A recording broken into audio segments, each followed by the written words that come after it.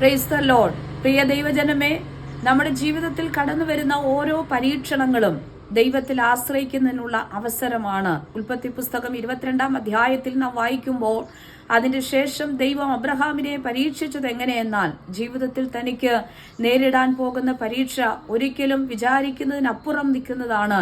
കാരണം താൻ സ്നേഹിക്കുന്ന തന്റെ മകനെ ദൈവത്തിനായി യാഗം അർപ്പിക്കുക. അതിലൂടെ കടന്നുപോയ അബ്രഹാം അതിനകത്ത് വലിയ ജയം ഏറ്റെടുത്തു.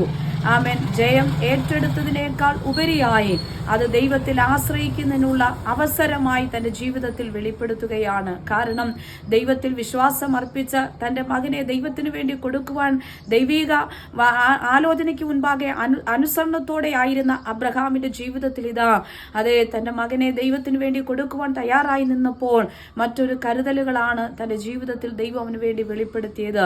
അങ്ങനെയെങ്കിൽ ദൈവത്തിൽ ആശ്രയിക്കുവാൻ യഹോവ ഇരേ എന്ന് യഹോവ നോക്കിക്കൊള്ളും മകനെ എന്ന് പറയത്തക്ക നിലകളിൽ ദൈവത്തിലുള്ള വിശ്വാസവും ദൈവത്തിലുള്ള സ്നേഹവും സന്തോഷവും സമാധാനവും എല്ലാം ദൈവത്തിൽ അർപ്പിച്ചുകൊണ്ട് താൻ ദൈവത്തിന്റെ വാക്കുകളെ ഏറ്റെടുക്കുകയാണ്. അങ്ങനെയെങ്കിൽ പ്രിയ ദൈവജനമേ, കർത്താവ് നമ്മോട് സംസാരിക്കുന്നു. ജീവിതത്തിൽ കടന്നു വരുന്ന ഓരോ പരീക്ഷണങ്ങൾ, പരിശോധനകൾ ദൈവത്തിൽ ആശ്രയിക്കുന്നതിനുള്ള മുഖാന്തരങ്ങളായി തീരട്ടെ.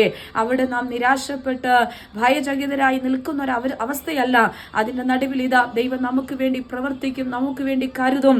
മറ്റൊന്ന്, നമുക്ക് വേണ്ടി കരുതുന്ന ഒരു ദൈവമുണ്ടെന്ന് കർത്താവ് ഈ വചനങ്ങളിലൂടെ എല്ലാം നമ്മെ ഉറപ്പിക്കുകയാണ്. ആകയാൽ ജീവിതത്തിന്റെ ഓരോ പരീക്ഷണങ്ങൾ, പരിശോധനകൾ, രോഗാവസ്ഥകൾ, ദുഃഖാവസ്ഥകൾ, പലവിധമായ ശോധനകളൊക്കെ നമ്മുടെ ജീവിതത്തിൽ കടന്നു വരുമ്പോൾ കർത്താവിനുള്ള ആശ്രയത്തെ മുറുകെ പിടിച്ചുകൊണ്ട് ഇയ്യോബ് പറഞ്ഞതുപോലെ അതാ യഹോവയിൽ നിന്ന് തിന്മ മാത്രമല്ല, നന്മ മാത്രമല്ല, തിന്മയും നമുക്ക് അനുഭവിക്കാം.